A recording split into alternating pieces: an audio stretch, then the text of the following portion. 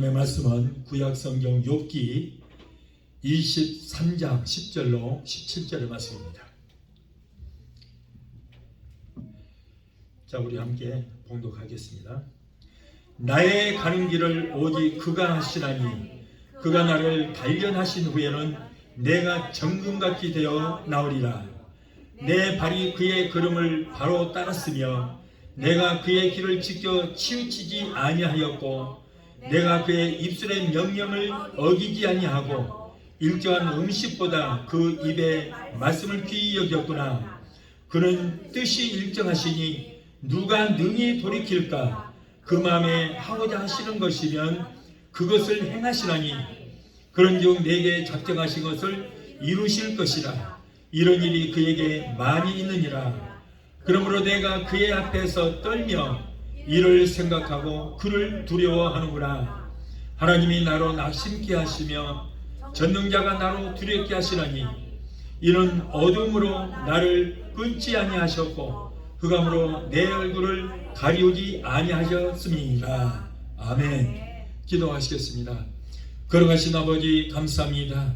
거룩한 길 허락하여 주셔서 우리의 발걸음을 인도하여 주시고 우리가 마음과 정성을 다하여 하나님 앞에 산제사 드릴 수 있도록 은혜 주신 하나님 감사합니다. 오늘 특별히 부족한 영혼 세우셔서 말씀을 태어나게 하여 주시니 감사합니다.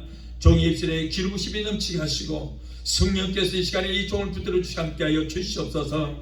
전해지는 말씀 가운데서 하나님의 임한 음성 듣게 하시고 하나님의 만남의 역사가 이루어지게 되게 도와 주시옵소서. 예배를 회방하는 악한 노수마귀를 멸하여 주시고 오직 성령께서만이 저희들을 붙들어 주시고 함께하여 주옵소서. 예수 이름으로 감사하며 기도합나이다. 아멘. 할렐루야. 오늘 또 하나님의 크신 은혜와 평강이 이 시간 예배 드리는 성도 여러분에 대해 그리고 여러분의 가정 위에 여러분의 생업 위에 충만하게 임하게 되시기를 예수 이름으로 축원합니다.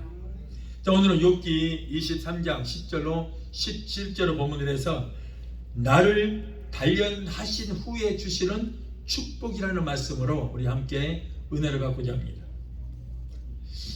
사람들이 한 세상을 살다 보면 생각지도 못했던 여러 가지 어려운 일들을 당할 때가 있습니다.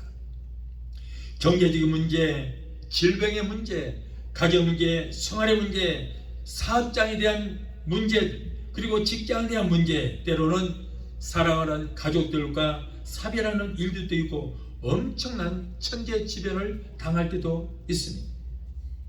이럴 때 하나님의 사람들인 성도들은 밤새워 하나님께 부르짖고 기도합니다. 그런데 기도하는 중에 하나님, 왜 나만 이런 고통을 당해야 됩니까?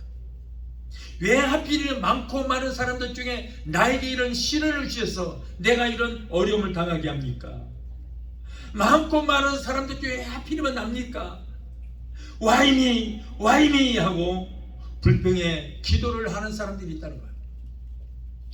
목사님, 예수 믿지 않은 사람들도 잘 먹고 잘 사는데 왜 나같이 예수 믿는 사람이 이렇게 어려움을 당해야 됩니까? 이렇게 하나님을 원망하고 불평을 하고 세상의 모든 문제의 짐을 자기 혼자서 대표로 짊어지는 사람처럼 버거워하는 그런 사람들도 많이 있습니다. 나 혼자서 모든 것이 잘못되고 나 혼자 어렵고 나 혼자 문제투성인 것처럼 이렇게 착각하는 사람들이 너무나도 많다는 거예요. 오늘 이 시간 이와 같은 마음을 가지신 분 있으면 말씀을 듣는 순간에 그 마음이 은혜가 충만하여 기쁨으로 충만한 생활로 변화가 되게 되시기를 예수 이름으로 축원합니다. 사실 왜 나만, 왜 나에게 이런 불평의 기도를 하는 사람은 믿음이 약한 사람 하는 거 아니에요. 성경에 보면은 엄청난 하나님의 일을 하고 엄청난 기적을 일으켰던 그런 사람들도 그런 기도를 하는 사람들이 있습니다. 모세도 그랬고요, 엘리야, 욥이 그랬고, 그리고 예수님도 그랬어요. 예수님조차도 그랬어요. 예수께서 십자가 고난을 앞두시고 겟세마네 동산에서 하늘을 향해 엎드려 기도하실 때에 마태복음 26장 39절을 보니까 조금 나아가서 얼굴을 땅에 대시고 엎드려 기도하여 이르시되 내 아버지여 내 아버지여 할만하시거든 이 죽음의 쓴 자를 내게서 물리쳐 주시옵소서라고 불평을 했어요. 예수님조차도 그래요. 예수님에게도 이런 문제가 왔고 예수님조차도 그 죽음의 십자가 짊어지셔 버거운 거예요. 어느 날 예수님과 12명의 제자가 배를 타고 갈릴리 바다 건너편으로 가기 위해서 이제 배를 타고 가는데 광풍이 일어나서 파도가 일었어요. 금방이라도 침몰될 것 같은 그런 위기에 처하게 됐어요. 배 안에 물이 들어옵니다. 큰 문제 봉착했어요. 그런데 주님은 그런 와중에서도 여기저기 복음 전하시고 얼마나 많은 고생을 하셨던지 피곤하셨어요. 그래서 잠깐 배 밑창에서 주무시고 계셨습니다. 이때 예수님 12 제자 중에는 갈릴리 바다에서 어려서부터 업으로 뼈가 자란 사람이 여러 명 있었죠. 그래서 그들은 갈릴리 바다에 대해서 너무나 잘 알고 있고 이와 같은 풍랑을 만났을 때 어떻게 대처를 해야 되는가도 누구보다 잘 알고 있어요. 그리고 배를 젓는 기술도 누구 못지않게 아주 월등합니다. 그러나 그들의 경험이나 기술, 지식과 그들이 가진 힘으로 이 풍랑을 도저히 이겨낼 수 없었습니다. 12명이 지혜를 짜고 온 힘을 다해서 노를 젓고 이 풍랑에서 벗어나려고 했지만은 그러나 모두가 헛수고였습니다. 급기야 제자들은 배 밑창에 뛰어내려가서 주무시는 주님을 깨웠어요. 선생님이여 우리가 죽게 되었는데 왜 돌아오지 않냐 하시고 잠만 주무시고 계십니까? 정말이지 인간의 한계 상황에서 여러분 그런 처절한 기도를 해보지 않은 사람 없을 겁니다. 그런데 한 가지 문제가 있어요. 아니 예수님께서 이 배에 함께 타고 계셨는데 그럼에도 불구하고 왜 이런 문제가 생기냐 말이에요. 예수님과 그 일행들이 한 배 타고 있는데 왜 이렇게 위기까지 몰게 됐습니까? 왜 그랬습니까? 왜 그랬을까요? 예수님이 주무시고 계시기 때문에 그랬다는 거예요. 주무시고 계세요. 여러분 오늘날 우리에게도 마찬가지예요. 내 안에 성령님이 계신다고 할지라도 성령님이 내 안에서 주무시고 계시면은 유라굴로 같은 문제의 파도가 우리에게 몰려옵니다. 몰려가요. 그러니까 예수님이 내 안에 계시는 성령님이 주무시지 못하게 하려면 어떻게 돼요? 기도해서 깨워야 되는 거예요. 자꾸 기도해야 돼요. 주무시지 못하도록. 그래야 내게 문제의 파도가 몰려오지 않습니다.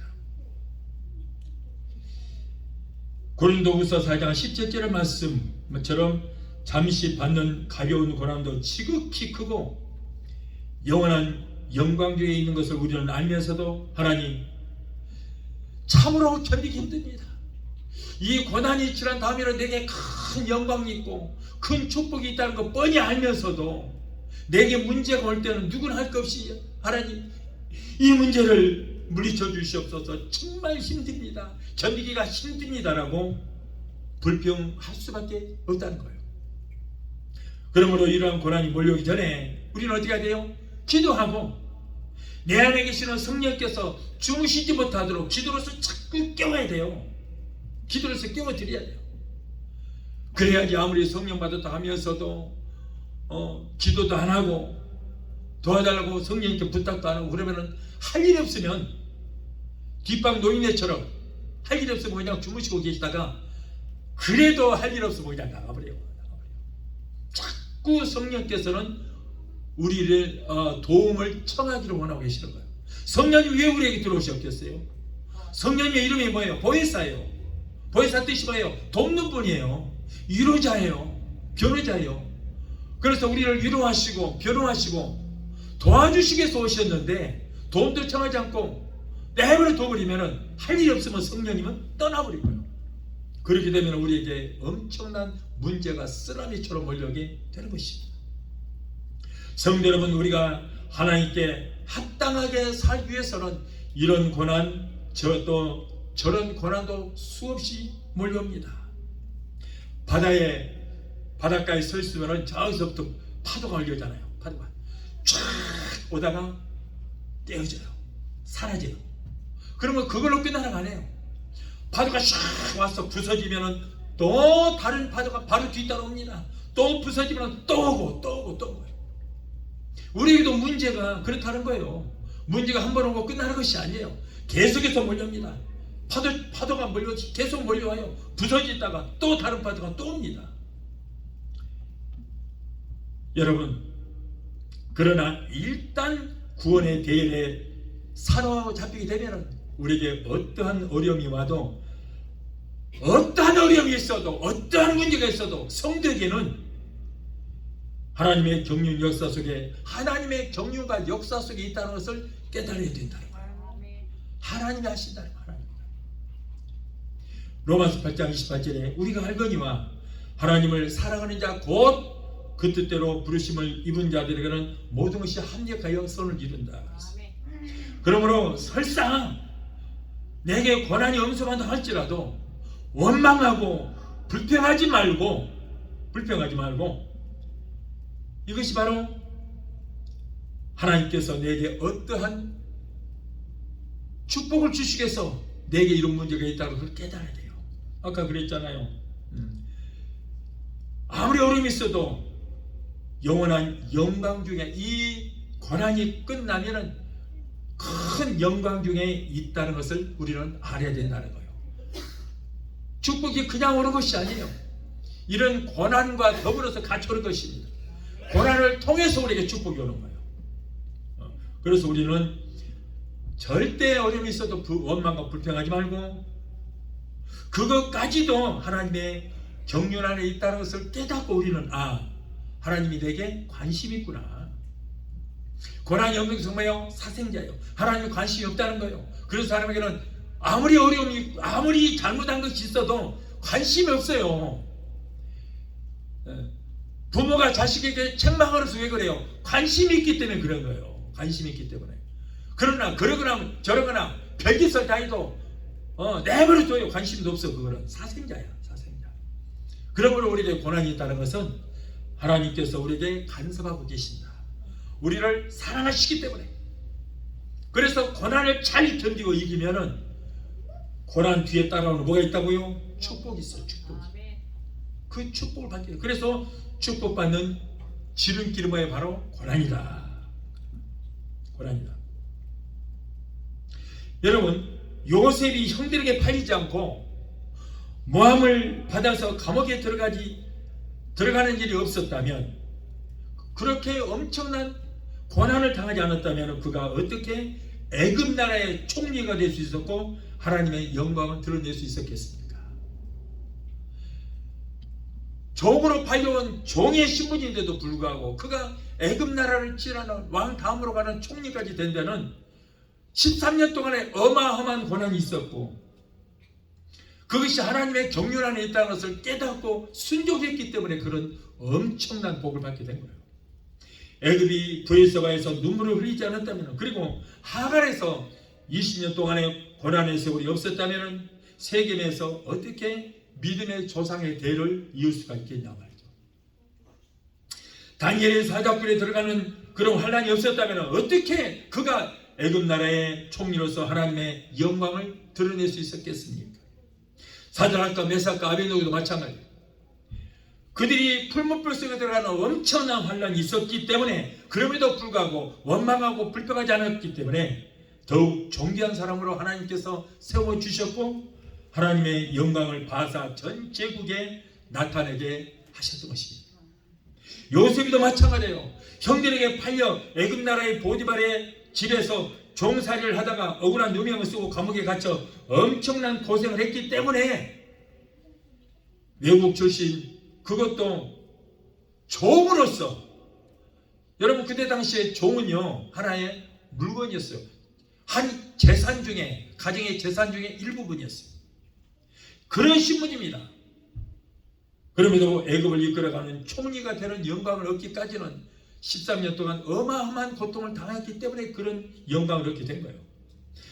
하나님께서 요셉을 애굽의 총리를 세우기 위해서, 모두가 하나님의 경륜이에요. 이것도 그의 꿈을 이루고 애굽의 총리로 세우기 위해서 형들에 의해서 애굽에 팔려가게 됐어요. 그것도 하나님이 하신 거예요. 억울한 놈이 몸을 쓰고 감옥에 갇히는 것도 하나님이 하신 거예요. 하나님의 경륜 안에 있어요. 그래야만 감옥에서 다른 사람의 꿈을 해몽해주고 결국에는 왕의 꿈까지 해몽해 주어서 총리까지 될 수 있었던 거예요. 다 하나님의 경륜 안에 있었던 거예요. 그래서 13년 동안 그 어려운 환경을 허락하신 것 모두가 요셉의 꿈을 이루어 주시기 위해서 하나님께서 하신 일이다. 하신 일. 오늘 본문의 말씀은 우리가 잘 아는 욥이 고난 중에 하나님께 부르짖어 간구한 내용입니다. 그 중에서도 그의 친구 대만 사람 엘리버스의 비판적인 변론에 대한 욥의 반론입니다. 지금까지 욥은요 반박성 변론만 해왔습니다. 내가 뭘 잘못했길래 하나님께 잘못한 건 아무것도 없어. 그러나 본장에서부터는 논쟁하는 태도로 지향하고 심중에 새긴 바를 하나님께 토로하고 있어요. 그러니까 10절부터 쭉 보면은 11절 12절 쭉 보면은 내가 하나님 말씀대로 살았고 하나님의 지시한 대로 살았다. 자기를 변론하고 있죠. 참으로 할 수 없는 창조 안에 엄청난 재난 당한 욥은 처음부터 굳은 신앙을 지켜왔습니다. 내가 모태에서 알몸으로 나와서 한즉 또한 내가 알몸으로 그리로 돌아갈지다. 이처럼 욥의 신앙의 자세는 그 고통 중에서 조금 더 흐트러짐이 없어. 하지만 사단의 2차, 3차 공격과 욥을 향한 친구들의 수차에 걸친 변론은 욥을 더욱 힘들게 했어요. 욥의 재난은 하나님과 사단과 천상 대화에서 나타난 바와 같이 하나님의 특별한 섭리하에 이루어진 사단의 무서운 시험이었어요. 자, 지금부터 욥에 대한 하나님과 사탄과의 대화가 지금 이루어지는가요? 이게 하나님과 사탄과의 무슨 공모가 있었던가요? 자, 어떤 공모가 있었는가? 욥기 1장 6절로 12절을 보면은 하루는 하나님의 아들들이 와서 여호와 앞에 섰습니다. 그때 사탄도 그들 가운데 왔었습니다. 여호와께서 이르시되 야 사탄아 네가 지금까지 어디를 갔다 왔느냐? 사탄이 대답하여 가로되 예 땅에 여기저기 돌아다니다가 이제 왔습니다. 그랬더니 여호와께서 사탄에게 네가 내 종 욥을 유의하여 보았느냐? 그와 같이 순전하고 정직하여 하나님을 경외하며 악에서 떠난 자가 이 세상에는 없느니라. 욥 외에는 없느니라. 굉장한 지금 인정을 받은 거예요. 하나님 앞에. 사탄 앞에서 야 내 욥처럼 정직한 자가 없다고 그렇게 자랑할 정도로 인정을 받은 자였어요. 이때 사탄이 대답합니다. 사탄이 여호와께 대답하여 가로되 욥이 어찌 까닭없이 하나님을 경외하리까? 다 이유가 있겠죠. 주께서 그와 그 집과 그 소유물을 사늘로 두르시지 않으니까 이렇게 보호하셔서 그래서 욥이 하나님께 정직하게 대하고 하나님을 경외하지 않습니까? 주께서 그 손으로 그가 하는 바를 복되게 하사 그 소유물로 땅에 널리 하셨습니다. 자, 그렇다면 이제부터 욥을 한번 쳐보십시오. 이제 주의 손을 펴서 그의 모든 소유물을 치소서. 그리하면 정령 대면하여 하나님을 욕할 것입니다. 여호와께서 사단에게 이르시되 그래? 그렇다면 내가 그의 소유물을 다 너의 손에 붙이겠다. 오직 그의 몸에만 손을 대지 말라. 그리고 네 마음대로 한번 욥을 한번 시험을 해봐라. 자, 이렇게 둘이 공모한 거예요. 지금 천상에서 괜히 그런 것이 아니에요. 하나님과 사탄과의 공모가 있었어요. 자, 그러자 사단이 곧 여호와 앞에서 물러가니라. 자, 이렇게 하나님과 사탄 사이에 욥에 대한 엄청난 공모가 있었던 거예요. 그냥 욥이 그냥 사탄이 치는 거냐? 하나님께서 다 허락하시고 하나님의 허락하에 이렇게 이런 일이 일어났던 거예요. 욥은 그의 정직함을 하나님께 인정을 받았습니다. 여러분, 우리도 하나님 앞에 인정을 받아야 될 줄 믿습니다. 욥은 하나님 앞에 인정받고 사탄에까지 결국 인정받게 된 거예요. 사람에게만 인정받으려고 하지 말고 하나님께 우리는 인정받아야 돼요. 하나님 앞에. 하지만 지상의 욥은 천상에서 하나님과 사탄과 이런 자기에 대한 엄청난 공모가 있었다는 것을 전혀 알지도 못하고 있습니다. 결국 사탄은 욥을 쳤습니다. 그래서 그의 재산과 가족까지 모두 다 잃게 되고, 하나님께서 욥의 몸은 손을 대지 말라고 그랬더니 사탄이 욥의 몸에까지 손을 대게 돼요. 그래서 결국 악창까지 나게 된 거예요. 욥의 고난을 죄의 대가로 보고 마냥 회개를 촉구하는 친구들의 말은 당시 특수한 고난에 찬 욥에게 도움이 되기는커녕 오히려 욥의 고통을 가중시키는 것이었어요. 보세요. 지금 욥이 잘못한 건 아무것도 없잖아요. 하나님께서 이보다 정직한 자가 없다고 할 정도로 인정받은 자지만은 그에게도 이런 엄청난 문제가 왔던 거예요. 욥만큼 문제 많은 사람이 어디 있습니까? 한꺼번에 10명의 자식까지 다 잃어버렸어요. 자기 몸은 악창나고 있던 재산 다 달았어요. 하나님을 믿는 자이들, 하나님께 인정받는 자이지만은 이런 엄청난 고난이 온 거예요. 육체의 고통도 견딜 수 없는 고통이려니와 무엇보다도 욥은 내가 하나님께 버림받아서 이런 일이 생기지 않았을까? 그래서 그럴지도 모른다는 영혼의 소외감과 단절감으로 몸부림을 치고 절규했던 것입니다. 자기에게 오는 것 여러 가지 문제가 그것이 두려운 것이 아니에요. 하나님이 나를 버리셨나? 그것이 더 두려웠던 거예요. 여러분, 우리도 오직 우리가 걱정할 때 그걸 걱정해야 돼요. 우리가 두려워하는 것이 하나님께서 나를 버리지 않으셨을까? 그것을 우리는 걱정하고 그걸 두려워해야 되는 거예요. 육체의 고통도 견딜 수 없는 고통이려니와 무엇보다도 욥은 내가 하나님 앞에 버림받았을지도 모른다는 그 영혼의 소외감과 단절감으로 너무나도 두려웠고 그래서 몸부림을 쳤습니다. 그래서 욥은 친구들의 말에 일일이 대응하지 않고 오직 하늘의 하나님께만 부르짖고 기도했어요. 특별히 본문에서 욥은 자신의 고통을 하나님의 연단으로 인식을 했습니다. 오늘 10절로 내가 가는 길을 그가 하나님이 하시라니 하나님이 나를 단련하신 후에는 내가 정금같이 되어나오리라. 참 기가 막힌 고백입니다. 욥은 보다 성숙하고 변화된 모습으로 신앙의 지혜를 드러내고 있습니다. 곧 욥은 고난을 친구들처럼 죄에 대한 심판으로 보지 않았습니다. 하나님의 주권과 섭리 안에서 바라보며 하나님의 선한 뜻을 믿고 인내하기로 그는 다짐을 하고 있습니다. 이는 실로 고난 가운데서 성장하는 욥의 신앙을 보여주는 내용입니다. 자, 첫째로 그러면 하나님을 믿는 우리 성도들에게 여러 가지 고난이 오는데 그러면 왜 우리에게 이런 고난이 닥치는가? 어째서 믿는 자들에게 이런 고난이 닥치는가? 그 이유에 대해서 먼저 생각해 보도록 하겠습니다. 성도 여러분, 이 땅에 호흡하고 사는 인간들 중에 고난을 당하지 않은 사람 없습니다. 다 고난이 옵니다. 예수를 믿든 안 믿든 하늘로 머리를 두르고 사는 인간에게는 누구나 할 것 없이 고난이라고 하는 손님이 찾아오게 되었습니다.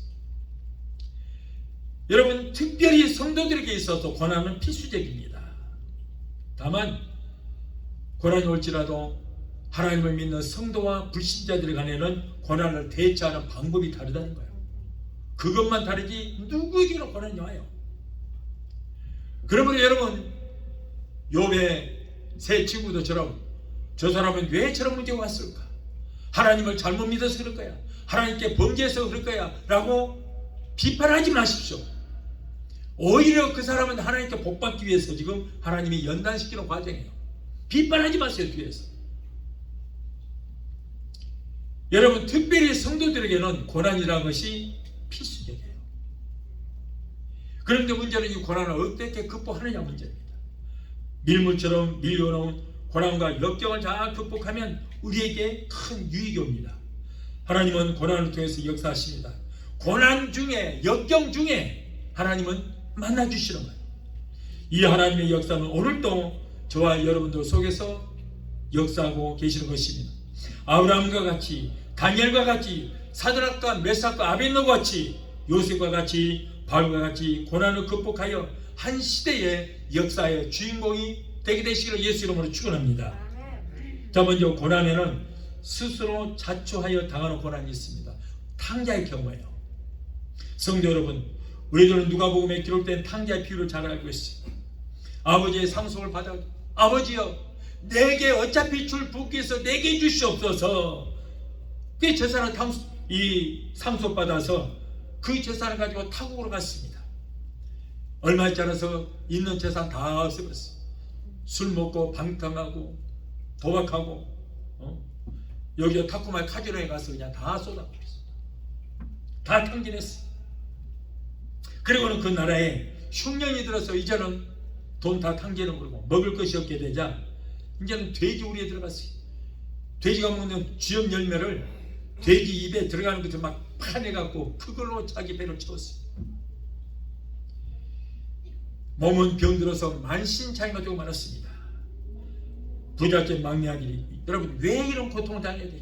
얼마나 부잣집 아들인데 그 부잣집 아들이 왜 이런 고통과 고난을 감수해야 됩니까? 자기 자신의 허영과 게으름과 실수와 잘못 때문이었어요. 자기가 스스로 고난을 자처한 거예요. 그가 아버지 집에 있으면은, 그리고 부모님 잘 섬기면, 착실하게 그렇게 살았더라면 아무런 고생도 없이 호의호식하고 그리고 좋은 학교도 들어가서 공부도 열심히 해서 행복한 나날을 보낼 것입니다. 오늘날도 이와 같이 자신이 미련하고 둔하여 스스로가 고난을 자처하는 그런 경우도 있습니다. 다음으로 자연적으로 오는 재난으로 인한 고난이 있습니다. 이건 천재지변이라고 합니다. 우리가 살고 있는 세상에는 끊임없이 천재지변들이 많이 일어나고 있습니다. 요즘에는 더욱 심합니다. 홍수 피해, 태풍 피해, 지진 피해, 폭염과 폭설 피해, 또한 근래 와서는 지구 온난화 현상으로 인한 이상 기온으로 인하여 생각지도 못했던 갖가지 재난들이 많이 있습니다. 최근에는 날씨가 너무 뜨거워서요, 지구촌마다 많은 사람들이 정말 죽어가고 있습니다. 또한 바다에서 생업을 이어가는 어부들에게는 해마다 거듭되는 이 적조 현상 때문에 얼마나 많은 피해를 보고 있는지 몰라요. 최근에는 바닷물이 온도가 35도, 40도, 저 플로리다도 그래요. 35도, 40도까지 바닷물의 온도가 올라간다는 거예요. 물의 온도가. 그래서 물고기들이 다 떼죽음을 당해서 전부 바다에 둥둥 뜨고 다녔어요. 이와 같은 천재지변으로 오는 피해와 고통은 우리 인간의 힘으로 막을 수 없는 불가항력적인 것이지만 그 뒤에는 분명히 천지 만물을 주관하시고 섭리하시는 하나님의 뜻이 있다는 것을 우리는 꼭 깨달아야 돼요. 요엘서 1장 10절 12절을 보면 밭이 황무하고 토지가 마르니 곡식이 떨어지며 새 포도주가 말랐고 기름이 다하였도다. 농부들아 너희는 부끄러워할지어다. 포도원을 가꾸는 자들아 곡할지어다. 이는 밀과 보리 때문이라. 밭의 소산이 다 없어졌습니다. 포도나무가 시들었고 무화과나무가 말랐으며 석류나무와 대추나무가 그리고 사과나무와 밭의 모든 나무가 시들었으니 이러므로 사람의 즐거움은 말랐도다. 이렇게 모든 곡식이 다 안 되고 어려운 거 다 하는데 너희들은 부끄러워할지어다 그랬어요. 이 말씀이에요. 하나님 하셨다는 거예요. 왜? 하나님께서 이런 일을 할 수 있도록 뭔가 백성들이 잘못하고 있다는 거예요. 그래서 곡물들이 이렇게 안 되고 여러 가지 재앙이 오면 너희들은 부끄러워하라. 자, 잘 들어보시기 바라요. 잘 들어보시기 바라요. 그러면 왜 이렇게 재앙을 당하고 땅이 황무하고 토지는 마르고 곡식은 다 이렇게 됐는가? 자, 잘 들어보세요. 왜 하나님께서 그것을 부끄럽게 생각을 하고 있는가? 레위기 26장 14절로 16절을 보면 그러나 너희가 왜 이런 일이 일어났는가? 들어보세요. 너희가 내게 청종하지 아니하여 이 모든 명령을 준행하지 아니하며 내 규례를 멸시하며 마음에 내 법대로 싫어하며 내 모든 명령을 내 계명을 준행하지 아니하며 내 언약을 배반할진대 내가 그래서 이같이 너희에게 행하리니 곧 내가 너희에게 놀라운 재앙을 내려서 폐병과 열병으로 눈이 어둡고 생명이 쇠약하게 할 것이요 너희 파종한 것은 다 곡물이 헛되리니 너희의 대적이 그것을 먹을지니라. 보세요. 그래서 부끄럽게 생각하라. 모든 곡물이 다 죽고 다 흉년이 든 거 이것도 너희들이 내게 제대로 지금 죄악을 범하고 나를 섬기지 않았기 때문에 내가 하는 것이다. 하나님이 한다고 그래요. 하나님. 이럴 때 자연계에도 하나님의 섭리 가운데 일어나게 된다는 거예요. 그 이유는 하나님을 만으로 여기고 하나님 말씀대로 준행하지 아니하고 그리고 하나님의 법도와 규례와 언약을 지키지 않았기 때문에 이런 일이 일어났다. 그래서 코로나도 여러분 하나님 허락하신 거예요. 하나님이다. 다 모든 지구적인 재앙은 하나님 허락하신 거예요. 그러면 문제 해결 방법이 없느냐? 문제 해결 방법까지도 제시해 주셨어요. 잘 들어보세요. 요엘서 2장 12절로 14절에 여호와의 말씀에 자, 잘 들어보시기 바랍니다. 이런 어려운 문제가 있을 때 뭐라고? 너희는 이제라도 금식하고 울며 애통해하고 마음을 다하여 내게로 돌아오라 하셨나니 너희는 옷을 찢지 말고 마음을 찢고 너희 하나님 여호와께로 돌아올지라. 그는 은혜로우시며 자비하시며 노하기를 더디하시며 인애가 크시사 뜻을 돌이켜 재앙을 내리지 아니하시라니 주께서 혹시 마음과 뜻을 돌이키고 그 뒤에 복을 내리사 너희 하나님 여호와께 소제와 전제를 드리게 하지 아니하실지 누가 알겠느냐 그랬잖아요. 그러니까 오늘날 지구촌에 온갖 재앙이 일어나는 것을 두고 사람들은 지구촌에 오존층이 생기고 사람들의 인재다 이렇게 말합니다. 그러나 그렇게 말씀하고 있잖아요. 하나님의 오늘 말씀 보면 하나님의 재앙이 일어나는 것은 모두가 인간의 하나님께 불순했기 때문이다. 하나님께 불순. 그러나 마음을 찢고 회개하고 돌이키면은 하나님께서 재앙을 거두어주시고 더 많은 복을 주시겠다고 그랬어요. 더 많은 복을 주시겠다. 그래서 모든 것이 하나님이 하시는 거예요. 그런데 오늘날 뭐래요? 하나님에 대해서는 언급도 하잖아요. 모두가 다. 다 인간이 잘못했어. 인재다 하지만은 모든 것이 하나님의 섭리 가운데 이런 일이 일어나고 있다. 확실히 알아야 될 줄 믿습니다. 그래야 회개하고 돌이켜야 하나님의 진노를 우리가 피할 수 있다는 거예요. 아멘? 다음으로 자신이 범죄하여 당하는 고난이 있습니다. 자, 누구냐? 요나 같은 경우. 우리들은 요나에 대해서 너무 잘 알고 있죠. 이 사람 어떤 사람? 불순종하는 사람이에요. 요나는 하나님께서 가서 복음을 전하라고 했잖아요. 그 명령을 어기고 자기 마음대로 다시스로 가는 배를 타고 관광을 갔어요. 그 결과로 자신뿐 아니라 배에 타고 있던 다른 사람들까지도 죽기 직전까지 갔어요. 그래서 인적, 물적, 정신적, 육체적 피해를 입히고 결국은 어떻게 돼요? 자신은 바다에 던져져서 물고기의 밥이 됐어요.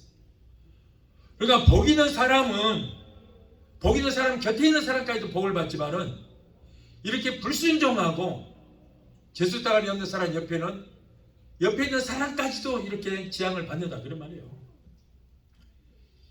그 결과 자식뿐 아니라 이렇게 배 타고 있던 다른 사람들까지도 큰 피해를 받았어요. 그런데 요나는 왜 이와 같은 고난을 당했습니까? 왜 그랬습니까? 바로 하나님의 말씀을 어기고 불순종하고 범죄했기 때문이다. 오늘 우리들도 하나님 말씀대로 하나님의 뜻대로 우리가 순종하고 살아야 하는데 내 마음대로 내 뜻대로 내 편한 대로 살게 되면 이런 어려움을 당하게 됩니다. 겟세마네 동산에 예수님도 기도하시기로 내 뜻대로 마음시고 아버지의 뜻대로 되기를 원합니다. 예수님의 뜻은 처음에는 그 무거운 십자가, 고난의 십자가, 고통의 십자가를 지지 않은 것이 예수님의 뜻이었습니다만 바로 돌이키고 알겠습니다. 인류를 위해서 내가 죽어야 되지요.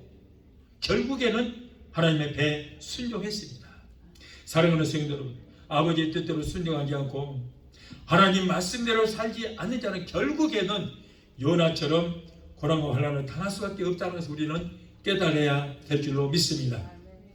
또한 에스겔 보면은 하나님께서 시험하여 오는 그 고난을 당한 사람이에요. 에스겔서 4장 보면은 하나님은 에스겔 선지자에게 명령하시기를 이스라엘 백성들의 죄악을 대신하여 이스라엘 백성들이 잘못하기 때문에 네가 대표로 390일 동안 모로 누워서 밀과 보리와 콩과 팥과 조와 귀리를 가져다가 한 그릇에 담고 떡을 만들어 모로 누워 그 날수대로 390일 동안 먹되 너는 식물을 달아서 하루 20세길 중식대를 따라서 물도 흰 6분일씩 데워서 때를 따라 마시라. 너는 그것을 보리떡처럼 만들어 먹되 그들의 목전에서 사람 똥으로 불을 피워서 그거 떡을 만들어서 먹으라. 하나님은 에스겔에게 불효막심한 이스라엘 백성들을 대표해서 온갖 잡곡으로 떡을 만들어 먹되 사람의 똥으로 불을 피워서 떡을 만들어서 390일 동안 모로 누워서 그 떡을 먹으라 명령을 했습니다. 에스겔 선지자는 이것을 도저히 견디다 못해서 하나님께 다시 기도합니다. 내가 가로되 오호라 주 여호와여 나는 영혼을 더럽힌 일이 없었나이다. 어려서부터 지금까지 스스로 죽은 것이나 짐승에게 찢긴 것을 먹지 아니하였고 가정한 고기를 입에 대지 않았나이다. 그런데 나보고 사람 똥으로 음식을 만들어 먹으라고요? 이 얼마나 고통스럽습니까? 그랬더니 하나님께서 그래 알았다. 그러면은 한 가지는 내가 봐줘봐. 사람 똥으로 하지 말고 소똥을 주스다가 그걸로 떡을 만들어 먹으라. 얼마나 고통스럽습니까? 하나님은 이스라엘과 유다 그 백성들의 죄악을 대신하여 에스겔 선지자에게 이러한 고통을 대표로 갖게 하였던 것입니다. 또한 욥은 사탄이 시험하여 오는 고난이 있습니다. 욥은 이렇게 사탄이 주는 고난을 얻게 되었습니다. 오늘 본문의 말씀 보면 욥은 자신도 모르게 사탄이 가져다 주는 고난으로 인해서 말할 수 없는 고통을 당했습니다. 하루아침에 그의 사랑하는 10남매 아들, 딸들이 생일잔치하다가 집이 무너져서 모두가 다 압살을 당하고 말았습니다. 수많은 소와 나귀와 양떼들은 모두 도둑에게 빼앗겼고 종들은 모두가 다 살육을 당했습니다. 그의 몸에 악창이 일어서 재에 앉아서 기와 조각으로 몸을 아무리 긁어도 시원찮습니다. 막 긁다 보니까 피고름이 막 줄줄 흐르는 그런 참상이 되자 100년을 해로하자고 굳게 언약했던 사랑하는 아내까지도 하나님을 저주하고 제발 하나님 버리라 그리고는 막 독선을 퍼붓고는 도망가 버렸습니다. 평소에 그렇게도 잘 나갈 때는 다정다감했던 친구들이 병원하고 나서 위로는커녕 친구 하는 말이 네가 하나님을 잘 섬기지 못하고 하나님을 노엽게 했기 때문에 너에게 이런 문제가 왔다고 오히려 욥을 정죄합니다. 그러나 욥은 이와 같은 고통을 당하였어도 지금 자신이 당하는 이 고난이 내가 하나님 앞에 범죄해서 일어난 일이 아니라 하나님께서 자신을 연단시키기 위해서 시련을 주는 것이라고 끝까지 그를 믿고 참고 인내하고 견뎠던 것이다. 오늘 보면 10절로 12절을 보니까 그러나 내가 나의 가는 길을 하나님이 하시나니 하나님이 나를 단련하신 후에는 내가 정금같이 되어 나오리라. 내 발이 하나님의 걸음을 바로 따랐다. 내가 하나님의 길을 지켜 치우치지 아니하였고 내가 하나님의 입술의 명령을 한 번도 어기지 아니하였고 정한 음식보다 그의 입의 말씀을 내가 귀히 여겼다. 고백하고 있어. 내가 하나님 앞에 범죄한 것이 없다. 내가 하나님 앞에 이렇게 당할 일이 없다. 다른 것이 아니고 나를 연단하여서 정금같이 큰 도구로 들어 쓰시기 위해서 내게 이런 고난을 주신 것이다. 이렇듯 욥은 사탄이 주는 고통 속에서도 한마디의 원망과 불평하지 않았습니다. 시험은 여러분 하나님이 주시는 시험이 있는데 그것은 우리가 도키마조 시험이라고 하는데 이 시험은 하나님이 주시는 시험으로서 하나님의 진리를 깨닫고 변화가 되어서 하나님께서 쓰시기 위해서 주시는 거예요. 그래서 하나님께서 여러분 주시는 이 도키마조 시험은요 거의가 주의 종들에게 줍니다. 평신들에게는 잘 안 줘요. 주의 종들에게 줘서 그 불도 통하고 물도 통하는 연단을 통해서 강하고 담대하게 해서 은사 주셔서 하나님이 쓰실 때에 이런 시험을 주신 것입니다. 또한 사탄이 주는 시험이 있습니다. 이거 페이라주라고 하는데 하나님을 떠나서 완전하게 타락하고 그리고 망하게 하는 데 목적이 있어요. 그러나 하나님께서 주시는 도끼마저 시험이든지 사탄이 주는 페이라도 시험이든지 끝까지 인내하고 승리하기만 하면 하나님께서 우리의 머리에 승리의 월계관을 씌워주시게 될 줄로 믿습니다. 또한 신앙을 지키다가 당하는 고통이 있습니다. 다니엘과 바울입니다. 오늘 본문의 말씀에 있는 욥도 신앙을 지키기 위해서 그와 같은 고난을 감수했습니다. 그러나 성경에는 믿음과 신앙을 지키려다가 고난을 당한 사람이 많이 있습니다. 그 중에 대표적인 몇 사람이 있습니다. 다니엘입니다. 다니엘은 나라가 바벨론 나라에 그 포로로 잡혀가서 바벨론 나라의 대신이 되었습니다. 그러나 다니엘은 하루에 3번씩 꼬박꼬박 성전이 있는 예루살렘을 향해서 절을 하고 기도했어요. 이를 못마땅하게 여긴 간신들이 급기야 다니엘을 죽일 노책을 세웠습니다. 그러나 다니엘은 그와 같은 사람 내가 하나님 앞에 기도하면 죽을 것이라고 뻔히 알면서도 여전히 예루살렘을 향하여 하나님 앞에 감사의 기도를 드렸습니다. 결국 그는 사냥꾼 속에 전해졌지만은 하나님의 기적으로 터럭 하나 상하지 않고 그는 결국 살아나왔습니다. 사드락과 메삭과 아벤누고도 마찬가지예요. 왕의 신상에 절하지 않는다는 죄목으로 평소보다 7배나 7배나 뜨거운 불빛 속에 던져졌지만은 그러나 머리털 하나도 걸리지 않고 그런 살아나왔어요. 성육신 하기 전에 예수님께서 그들이 들어가 있는 풀목소 속에 들어가셔서 사드락과 메삭과 아벤누고를 지켜주셨기 때문인 것입니다. 이렇게 비겁하지 않으면 하나님께서 우리를 지켜주시는 것입니다.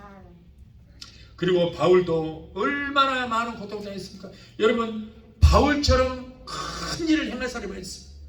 그러나 그는 어마어마한 그 고난과 고통을 당하였습니다. 그래서 바울이 회고하기를 고린도후서 11장 23절로 27절로 보면 그들이 그리스도의 일꾼이냐 정신없는 말을 하거니와 나는 더욱 그리하도다. 내가 수고로 넘치도록 하고 오기도 갇히기도 더 많이 하고 매도 수없이 맞고 여러 번 죽을 뻔하였으니 유대인들에게 40에서 한 해 감한 매를 39대 매를 내가 5번이나 맞았고 3번 태장으로 맞았고 1번 돌로 맞고 3번 파선하고 일주일을 깊은 바다에서 지냈으며 여러 번 여행을 하면서 강의 위험과 강도의 위험과 동족의 위험과 이방인의 위험과 신의 위험과 광야의 위험과 바다의 위험과 거짓 형제 중에 위험을 당하고 또 수고하고 애쓰며 여러 번 자지 못하고 줄이며 목마르고 여러 번 굶고 헐벗었다. 이렇게 여러분 이렇게 귀하게 쓰임받는 바울이지만은 바울만큼 여러분 얼마나 많은 고통을 당한 사람이 어디 있습니까? 사도행전 14장 보면 바울이 루스드라에 가서 복음을 증거하다가 잡혀서 유대인들에게 돌려 맞았습니다. 배가 터졌어요. 죽었어요. 그래서 그 시신을 성문 밖에다가 버렸습니다. 그런데 하나님께서는 아직도 그가 할 일이 있기 때문에 살려주신 거예요. 여러분 하나님께서 쓰실 자는 누구도 그의 생명 건드리지 못합니다. 아무리 병마도 그의 생명만큼은 건드리지 못하는 거예요. 죽은 사람까지 살려주셔서 하나님이 쓰시잖아요. 여러분 고난 중에서도 예수 믿는 것 때문에 받는 고난은 얼마든지 많이 받기 바라요. 예수님 때문에 고난을 받을 때 하나님께서 함께 하시고 천배 만배로 축복하시고 다 하나님께서 보상해 주시고 갚아 주시게 될 줄로 믿습니다. 저도 목회하면서요 많은 억울한 소리도 들었어요. 대적하고 무시하고 찌르고 힘들게 하는 사람도 많이 있었습니다. 그래도 나는 참고 견딜 수 있었던 것은 예수님도 인간들에게 조롱을 받았고 멸시와 수염도 뜯겼고 진비틈을 당하였고 발가벗기로 수모를 당했어요. 그럼에도 불구하고 참고 견뎠기 때문에 인류를 구원하는 메시아가 되게 된 거예요. 여러분 사도 바울도 이렇게 얼마나 많은 험한 일을 당했는데도 그런데도 감사했어요. 그걸 보면서 나라고 내가 이런 어려움을 당해야만 나도 하나님께 올바로 쓰임받다고 생각하고 나도 참았어요. 그리고 십자가에 피 흘리고 돌아가신 그 예수님을 바라볼 때에 나도 힘과 용기를 얻을 수가 있었던 것입니다. 그러면 주께서 나를 위로하시고 나도 얼마나 억울한 일을 많이 당했느냐, 그래도 나도 참았지 않았느냐, 너도 나처럼 참아라 라고 격려해 주셨습니다. 너를 핍박하는 것은 바로 나를 핍박하는 것이다, 이렇게 말씀하실 때 나는 위로를 받습니다. 나의 복음을 위해서 받는 고난과 핍박을 받는 것은 너의 핍박을 내가 보았고 너의 시름소리도 내가 다 보았다, 다 들었다, 이것이 바로 네가 짊어져야 할 너의 십자가다, 이렇게 말씀하시더라고요. 나도 죽음의 십자가를 졌다. 네가 짊어져야 할 십자가는 바로 그것이다. 저들은 너를 고통주는 그들이 마귀에 속한 자들이다. 마귀의 도구가 돼서 나의 종을 찌르는구나. 그들이 너를 찌를 때 내가 아팠다라고 말씀하시더라고요. 내가 아팠다. 너의 고통이 내 고통이다. 사랑하는 여러분, 지금 여러분 중에 환난의 고통을 당하는 성도가 있습니까? 무슨 고난을 당했습니까? 가정이 환난을 당했습니까? 경제적 고난을 당합니까? 사업의 어려움을 당합니까? 여러분, 신앙과 믿음의 고난을 당하십니까? 그래서 두려우십니까? 아닙니다. 오히려 기뻐하시고 이 모든 고난을 허락하시면서 바로 연단을 통하여 여러분들을 종으로 귀하게 쓰시기 위해서, 그리고 복 주시기 위해서 이런 모든 것을 허락하시는 것입니다. 자, 오늘의 말씀의 결론입니다. 잘 들어보시기 바랍니다. 왜 그러면 성도들에게 이러한 어마어마한 무시무시한 고난을 허락하시는가? 로마서 5장 3절에 결론이 나옵니다. 우리가 환난 중에도 즐거워하나니 이는 환난은 인내를, 인내는 연단을 소망을 이루게 할 줄 알미니라. 또 시편 119편 71편은 고난당하시 내게 유익이라. 이로 말미암아 내가 주의 윤리들을 배우게 되었나이다. 이것이 바로 이 고난의 결론이라는 거예요. 이것 때문에 하나님께서 우리에게 고난을 허락하신 것입니다. 그 환난과 고난이 오히려 우리에게 큰 유익이 됩니다. 고난이 끝나고 연단한 금 같은 믿음을 가질 때에 우리가 상상할 수 없을 만큼 엄청난 우리에게 능력을 주시고 권능을 주시고 우리를 귀하게 들어 쓰시게 될 줄로 믿습니다. 찬양하고 하시고 기도하시겠습니다.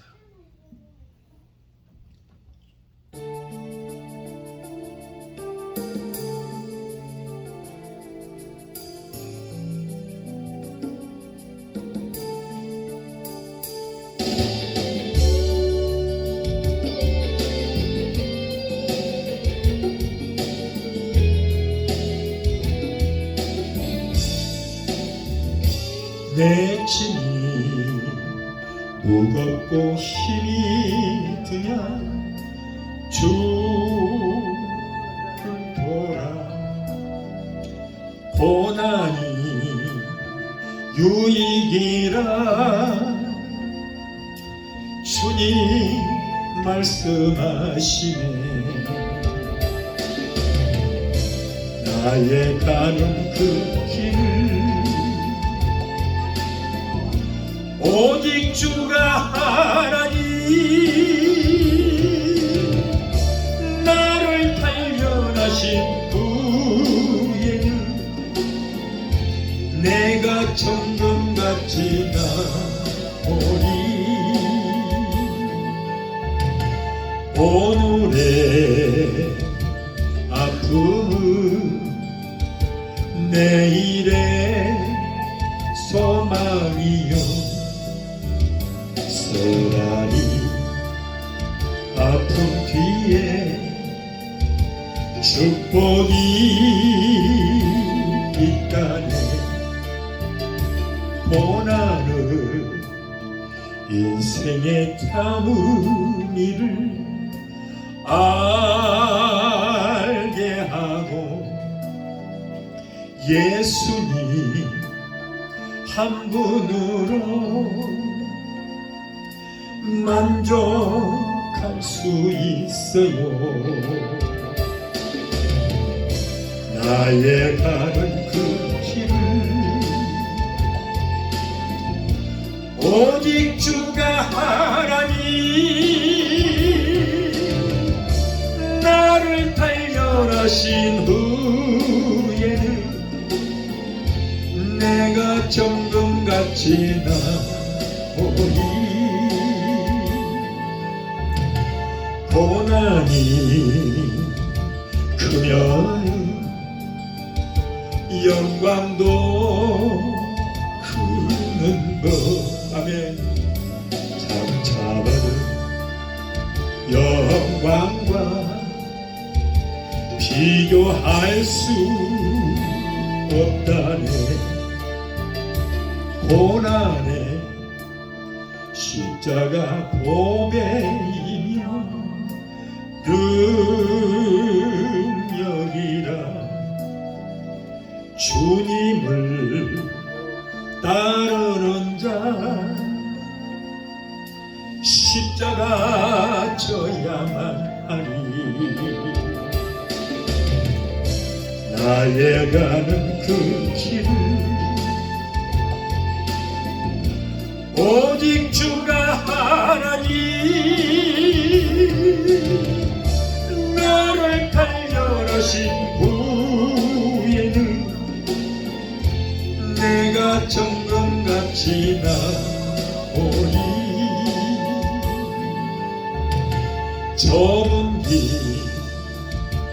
다른 자 생명 길 영광의 길 십자가 질린 후에 면류가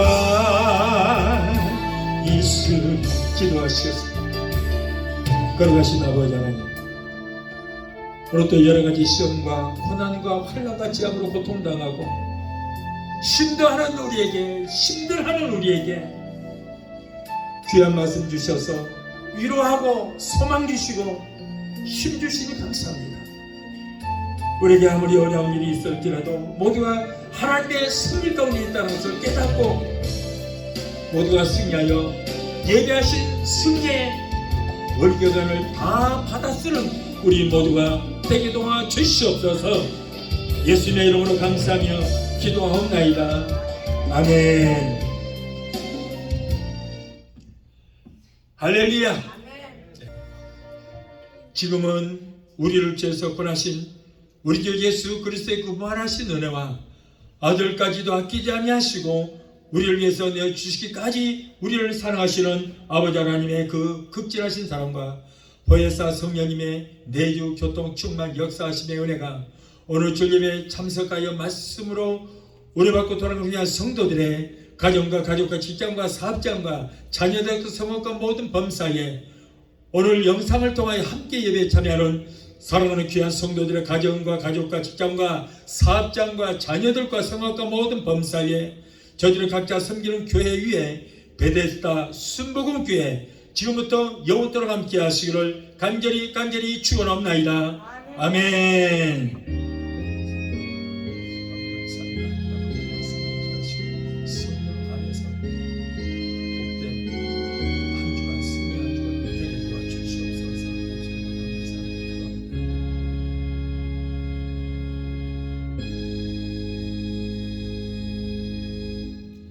할렐루야. 하나님께 영광.